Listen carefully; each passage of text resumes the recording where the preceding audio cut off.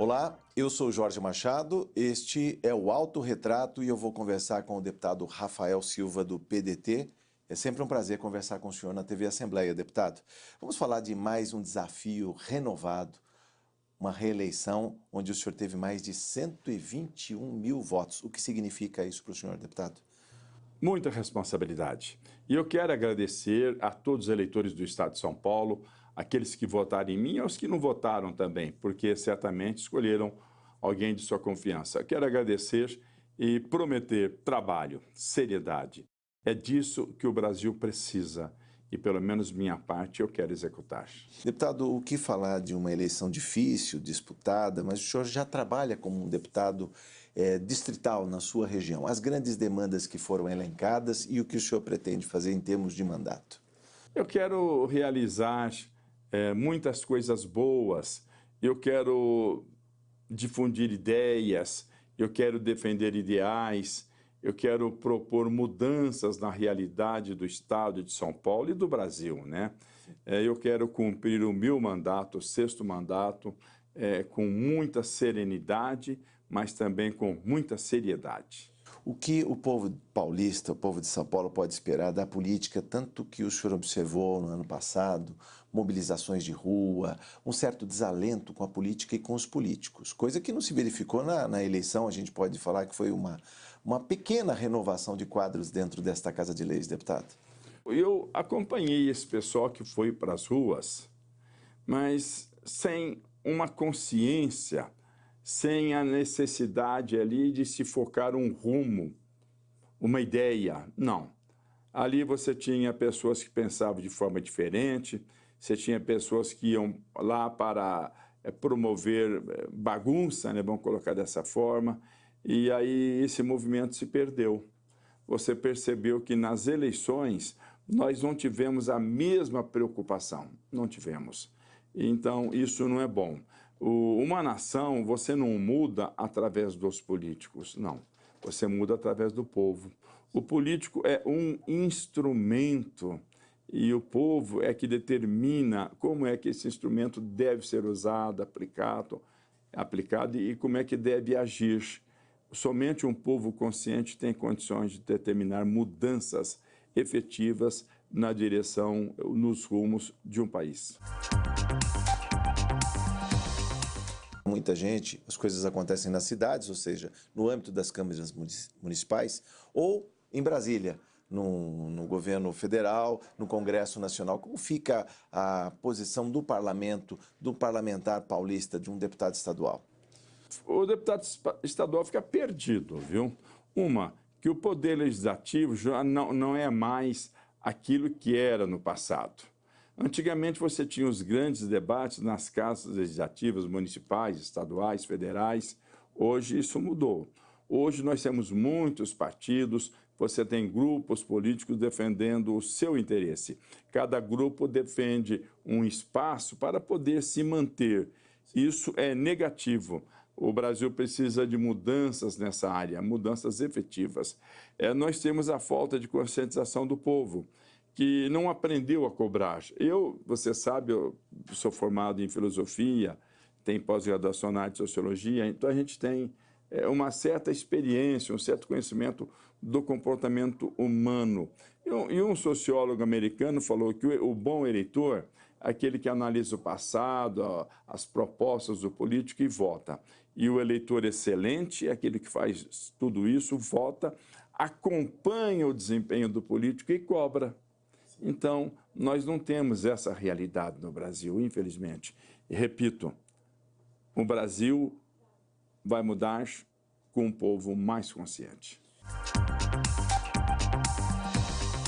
Eu tenho um elenco de propostas do deputado Rafael Silva, do PDT, e eu começo com um que proíbe, no âmbito do Estado de São Paulo, inaugurações e entregas de obras públicas incompletas ou que ainda concluídas não estejam em atendimento ao fim a que se destinam. Deputado, o senhor já deve ter observado que em determinados momentos muitas obras são inauguradas de maneira incompleta e isso traz um prejuízo para o cidadão e para o Estado também, que muitas vezes tem que repensar e refazer algumas obras. Esse é o projeto de lei 372 de 2014. Por que desta proposta, deputado? Muitos políticos, inclusive, se aproveitam da obra.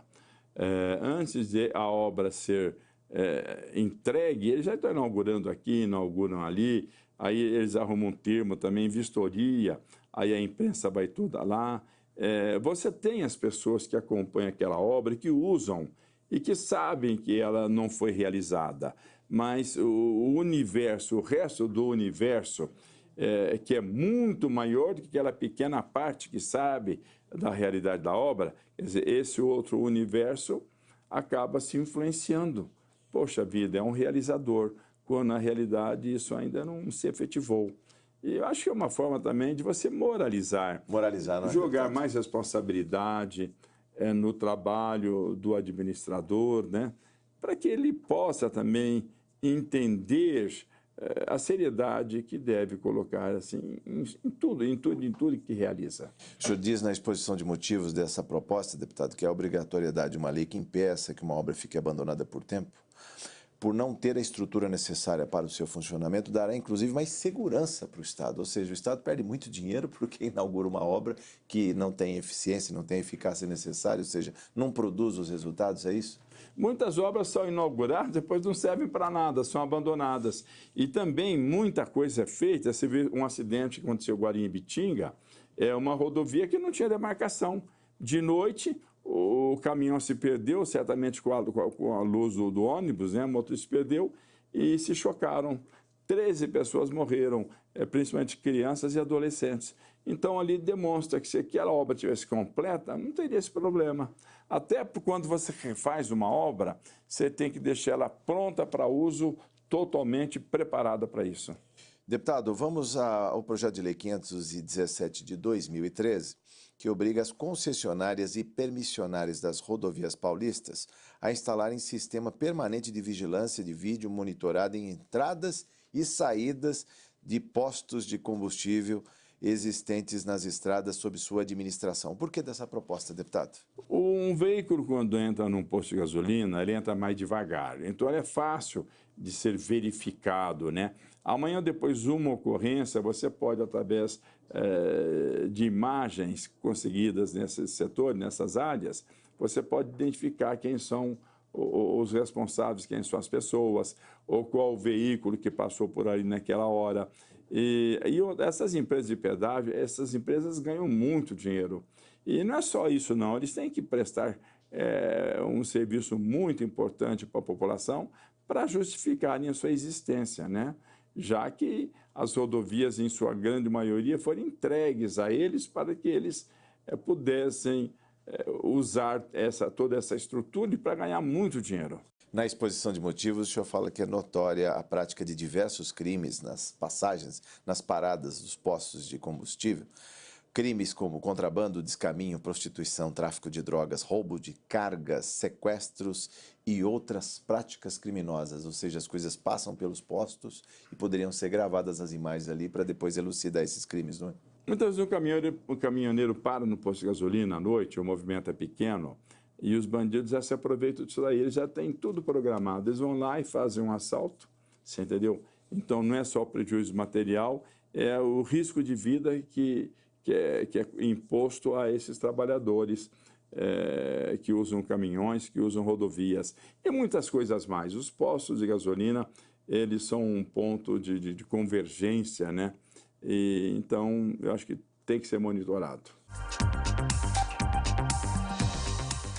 Logística, uma proposta, o projeto de lei 488/2013, que determina a instalação do pedagiômetro nas rodovias estaduais paulistas, ou seja, quando o cidadão, o motorista passa por uma praça de pedágio, paga, ele já é informado numa tela o quanto já foi arrecadado nos sistemas de estradas de rodagem.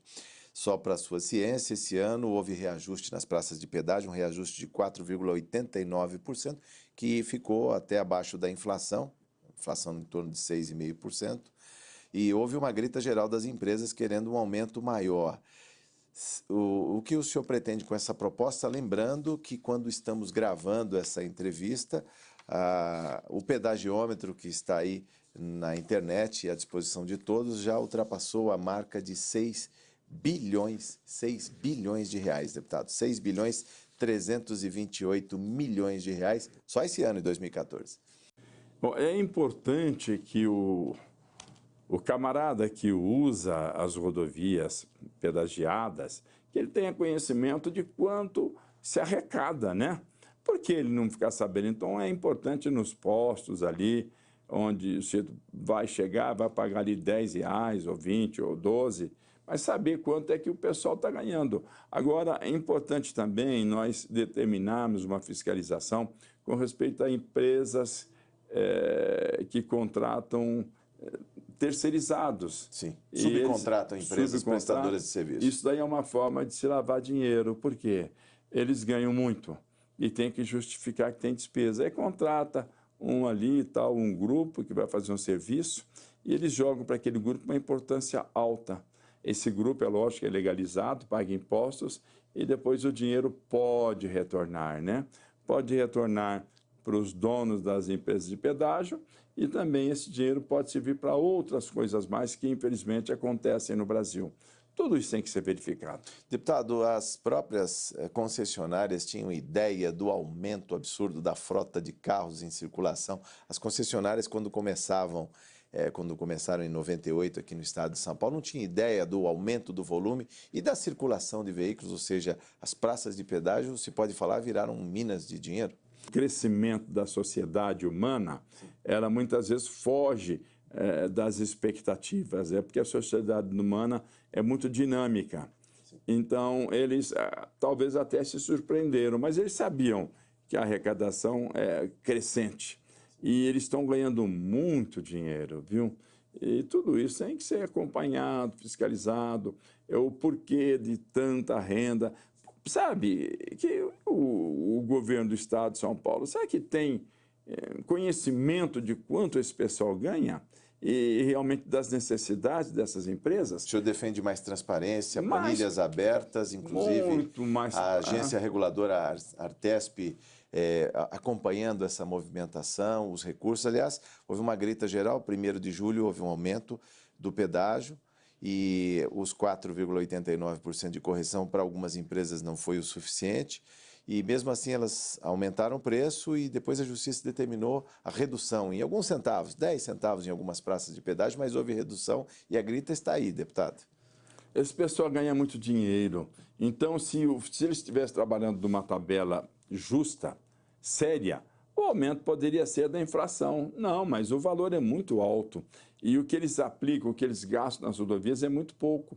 Então, nós precisamos de uma transparência maior. Eles gastam, quanto que eles gastam, com quem? E a empresa terceirizada, será que realiza o serviço ou será que é uma forma de se lavar dinheiro? Toda essa transparência vai fazer com que as próprias concessionárias tenham mais responsabilidade. Agora, se você não fiscaliza, eles apresentam uma planilha que arrecadaram 6 bilhões e gastaram 3 bilhões com empresas terceirizadas. E se ficar por isso mesmo, então a gente nunca vai ter um avanço em favor da população. 3% da arrecadação dessas empresas concessionárias vai para a Artesp, que é a agência reguladora que deveria fiscalizar. Aliás, ela parece que está propondo a redução desse repasse para 1,5%, está nos jornais, para, de alguma maneira, atenuar essa grita das empresas. O senhor concorda com isso? Não, absolutamente não concordo. Eu acho que a Artesp não cumpre o seu papel. Nós estamos aí com raposas cuidando de galinheiros, né? E o galinheiro cuidando da raposa, porque a raposa às vezes quer um pouco mais, então o galinheiro se junta ali, dá um pouco para a raposa. Algumas coisas esquisitas acontecem. A Artesp propor a diminuição dessa alíquota, isso é brincadeira, né? Quando a Artesp deveria propor a fiscalização e a transparência. Esse deveria ser o papel da Artesp. Agora ela está defendendo o ganho das concessionárias. Eu queria falar com o senhor também sobre uma proposta que é de 2013, o projeto de lei 487, ele dispõe sobre a inserção de projetos arquitetônicos da administração pública, autarquias, empresas e fundações, da instalação de sistemas de coleta e captação de água de chuva. Olha, 2013 o deputado trouxe o tema e agora, com a ausência de chuvas, seca, inclusive calamidade em algumas cidades do interior de São Paulo. Esse projeto tem a finalidade de se praticar o aproveitamento dessa água. É importante, sim, mas o mais importante é a mensagem que você joga para a população. Nas escolas, havendo a implantação desse sistema, as crianças vão discutir e vão entender o porquê. Aí elas vão questionar o desmatamento da Amazônia, legal. Esse desmatamento evita com que um verdadeiro rio que vem ali pelos ares, né? Sim, os chamados rios voadores. Rios voadores. São massas úmidas que atingem aqui o Sudeste. E eles vêm, então você tem aqui o comprometimento aqui do Sudeste, vamos colocar dessa forma, porque nós precisamos dessa umidade da Amazônia. E essa umidade não chegando e havendo desmatamento, nós vamos ter aqui a desertificação de toda essa área. Nós vamos inviabilizar a vida na região Sudeste e em outras regiões. Então, esse meu projeto de captação da água de chuva é uma forma de você levar para o indivíduo a necessidade de uma reflexão. Eu vejo aqui que toda a água coletada deve ser utilizada para limpeza em geral e também para as descargas dos sanitários, deputado. Ou seja, exatamente, uso não nobre, vamos dizer, e essa água se prestaria, inclusive, para poupar a água potável, né? A água que chega na torneira. Isso seria importante que a gente falasse sobre isso. Existem prédios gigantescos, às vezes a pessoa não conhece, o Secretário da Agricultura aqui, lá de Ribeirão Preto, o DR. Então, ali você faz um aproveitamento de água, um aproveitamento, olha, considerável. Com essa falta crônica de chuvas, como fica, deputado, o senhor vê possibilidades de, rapidamente, o Estado dar o exemplo, inclusive, e melhor aproveitar a água que vem das chuvas, a água que cai do céu? Eu lembro isso, inclusive, para a diluição do esgoto. Na sua região, né, o Retiro Saudoso, tem peixe morrendo ali por causa do esgoto, não é? E ali eles falam que o esgoto é tratado, mas ainda tem muito esgoto in natura jogado dentro do córrego, dentro dos rios. E olha, é uma covardia que se pratica no Brasil contra a própria manutenção da vida, né, da saúde humana. E isso tudo tem que vir através de exigência da população. Os rios aqui, principalmente nas grandes cidades do Sul, sempre carrearam os detritos da cidade, né? Não tem aquela visão panorâmica, turística, de belezas naturais do rio, não é?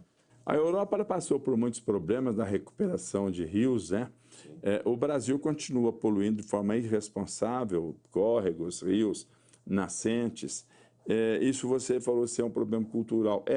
A informação é a matéria-prima da consciência. Na medida em que as pessoas recebem mais e mais informações, elas conseguem formar suas consciências. E o próprio René Descartes falou que um povo consciente não aceita ser escravizado e nem enganado. Então, nós precisamos conscientizar o nosso povo. O que fazer? Saídas para momento de crise. Eu lembro aqui, a sua região, Ribeirão Preto, ainda tem água, está em cima de um oceano de água que é o aquífero Guarani, né, deputado? Que pode ser comprometido. Nós vamos diminuir a quantidade de água do aquífero Guarani com o tempo. Nós poderemos poluir essa água também, a possibilidade é muito grande, pela própria infiltração de elementos poluentes que atingirão esse rio profundo, né? Então, nós temos que conscientizar. Conscientizando, nós poderemos evitar um desastre gigantesco lá no futuro. Não há muito cuidado com relação às áreas de recarga do aquífero, excesso de pesticidas na agricultura que podem ser carreadas, inclusive, poluindo a qualidade, degradando a qualidade desse manancial aí, imenso, né, que é um oceano de água, o aquífero Guarani, que está aí em boa parte do estado de São Paulo, também o Mato Grosso e outros países, né, Argentina, o Paraguai. A natureza, ela não se defende, ela se vinga. Então, a vingança poderá vir. Não que ela faça a vingança de forma consciente, mas a irresponsabilidade do homem vai levar a esse ponto. E aí nós teremos o caos. e depois, com o caos, né, aqueles que sobreviverem poderão começar a entender que o mundo tem que ser diferente. Eu vejo aqui 2013 o projeto de lei 411. Agora já estamos indo para a área da saúde. Autoriza o Poder Executivo a criar e implantar um centro avançado de estudos e capacitação de educadores na rede pública de ensino do Estado de São Paulo para a inserção escolar de alunos portadores de autismo ou diagnosticados com transtorno do espectro autista. O autismo, você sabe que ele tem uma variedade muito grande de graus de comprometimento da pessoa. Existem muitos casos, inclusive, em que a criança, tendo um acompanhamento adequado, ela poderá praticamente fazer desaparecer essa realidade, entendeu? E mesmo aquela que o comprometimento possa ser maior, com um trabalho especializado, com acompanhamento, você vai melhorar as condições de vida dessa criança, depois do adulto, né, e de seus familiares. As escolas, elas não têm pessoas preparadas para lidarem com essas crianças, não tem. E na medida em que você prepara as pessoas, prepara professores, monitores, quer dizer, isso é coisa barata. Você melhora a qualidade de vida dessas crianças com esses transtornos e faz com que também aquele público ou as outras crianças, faz com que as outras crianças possam receber melhor e possam interagir de forma adequada. Sim. Então, é muito importante, esse projeto ele é muito importante e ele também, ele cria uma visão da necessidade de outras pessoas com deficiência serem atendidas da mesma forma. Sim. Nós precisamos realmente trabalhar em cima disso.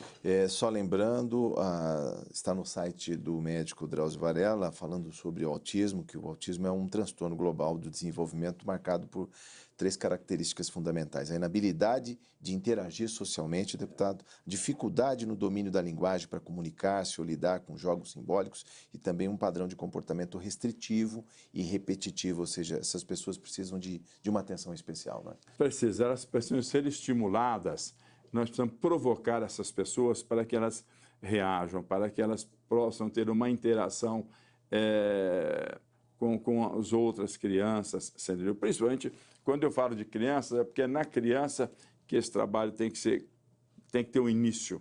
Sim. Entendeu? Essas crianças precisam de um acompanhamento e depois serão jovens, adultos também, com outro preparo. Deputado, também tem um projeto, o 384 de 2013, que autoriza o Poder Executivo do Estado de São Paulo a adotar uma cartilha de orientação às crianças para prevenção contra a pedofilia via internet, deputado. Olha aí, que é matéria da mais alta relevância, tornando a parte integrante da grade curricular na rede de ensino do Estado de São Paulo. Isso é um alerta. Na medida que você provoca a criança para que ela se interesse por esse assunto, você provoca também os pais dessa criança. Porque a criança, ela leva para dentro de casa, ela é uma formiguinha que pega aquela folha, aquela coisa e leva ela para o formigueiro, né? Então, ela vai pegar essa informação na escola, vai pegar essa informação na internet e vai levar para seus pais. Então, você passa a ter uma rede maior de consciência. Acaba conscientizando, inclusive, os pais, porque muitos sequer conhecem ou dominam a internet. Muitas vezes é a criança que faz a aproximação, não é, deputado? Exatamente, e muitos pais também desconhecem a atuação dos pedófilos, você entendeu? Eles sabem, existe, mas eles não têm conhecimento de que o pedófilo se comunica de uma forma, de outra forma. Que atua em rede. Na rede, principalmente na internet. Quer dizer, a participação da criança nesse tipo de comunicação tem que ter uma supervisão e o pai vai passar a ter uma consciência maior também, você entendeu? Porque a criança, quando ela não tem um amparo, não tem um acompanhamento, ela pode se perder e causar um desastre, inclusive, para o seu próprio futuro, com traumas, com outros problemas, né? Quando não, é vítima até fatal de ações de bandidos que agem nessa área. E eu queria também uma apreciação do senhor sobre o projeto 337 de 2012, que obriga produtores do setor sucro-alcooleiro, inclusive nas usinas, né, que procedam ao cultivo próprio mediante arrendamento, a tomar providência que determina, no caso aí, a queima da palha da cana, que, segundo a Justiça, ficou proibida esse ano, né, do dia 2 de junho até 30 de novembro. O plantio da cana já fez com que desaparecessem florestas. A região de Ribeirão Preto tinha mais de 25% de reserva florestal. A cana chegou, eles foram desmatando tudo, desmatando até, acabando até com as matas ciliares ao lado dos rios, das nascentes, foram acabando com tudo. Isso daí você provoca o aumento do calor, você diminui a umidade, então esse rio voador que traz a umidade lá da Amazônia acaba não ultrapassando essas barreiras. Então você tem a previsão, vai chover em São Paulo, até em São Paulo está acontecendo isso, vai chover em determinada região, mas essa umidade não chega, você tem uma barreira de calor, você tem uma barreira seca segurando essa umidade, e aí você vai mudar o regime das chuvas. De repente nós estaremos aí com chuva, com vendavais destruindo quase tudo e chuva desregrada, vai chover num dia o que deveria chover em 2 dias, depois você passa meses sem chuva. Então, tudo isso vai comprometer a vida aqui no Brasil. Você entendeu? Principalmente de nós aqui do Sudeste, que dependemos da umidade que vem da Amazônia. Agora, você planta cana, queima a cana, você cria uma barreira de calor e uma barreira seca impedindo a passagem dessa umidade. O que falar desse retrocesso? Se o etanol é um combustível limpo, uma matriz limpa, queimar a palha não seria o contrassenso, não seria lançar carbono na atmosfera? Aliás, dependendo dos ventos, esta poluição difusa pode ser carreada por até 300, 400 quilômetros, deputado. Então você vê, mas aí a desculpa de que o álcool é um combustível limpo, isso é desculpa. Porque na realidade, para se praticar realmente isso daí, nós devemos cuidar da produção do álcool também. Em todo o ciclo de produção. Exatamente. Se você tem o caminhão a diesel entrando ali, deveria ser álcool. O caminhão a diesel transportando a cana, deveria ser caminhão movido a álcool. Você tem a queima da palha da cana. Você tem o produto químico que é lançado nos canaviais, que vai um dia atingir o lençol freático. Você tem esse produto químico carreado para o leito dos rios. Então, você tem o desmatamento de florestas. Vocês estão preocupados com o meio ambiente? Como é que desmatam florestas para plantar cana? Como é que elimina até matas ciliares? E aí você tem o assoreamento do rio, você tem a contaminação pelos produtos tóxicos. Então, eu acho tudo um contrassenso. Nós temos que entender uma realidade que deveria ser a realidade do legislativo, que é a independência. O legislativo ele existe para legislar, como o próprio nome diz, e para fiscalizar. Mas, infelizmente, no Brasil isso tudo mudou, tanto em nível municipal, estadual, como federal. E aí nós passamos a ter uma máxima de que o executivo não deve comprar, o legislativo não deve se vender, mas o executivo que não comprar não governa. Quando eu digo comprar, não é comprar com dinheiro somente, não. Comprar com cargos, com posição, com diretorias de empresas. Então, isso tudo tem que deixar de existir no Brasil. Nós temos muitos partidos políticos, então ali é um balcão de negócios. Para governar, tem que negociar. Eu estava ouvindo de Brasília esses dias, olha, tem que haver diálogo entre a presidência da República e os partidos. Isso não é diálogo. Tem que haver compra, né? Para a gente ser mais claro. Tem que se comprar, tem que se aliciar. Infelizmente, é a realidade brasileira, que vai ser mudada no dia em que nós tivermos um povo mais consciente. E dentro da área da sociologia, se você acompanhar alguns pensadores, você vai ver que a função do legislativo deveria ser muito mais nobre. Um professor de sociologia da Universidade de Washington, ele falou, inclusive, que o parlamentar ele não deveria cuidar de emendas para suas regiões, para sua cidade, não. Ele deveria exigir que todas as regiões, que todas as necessidades fossem atendidas, e não particularmente a sua, porque aí ele também está se desviando daquela finalidade de independência, de seriedade.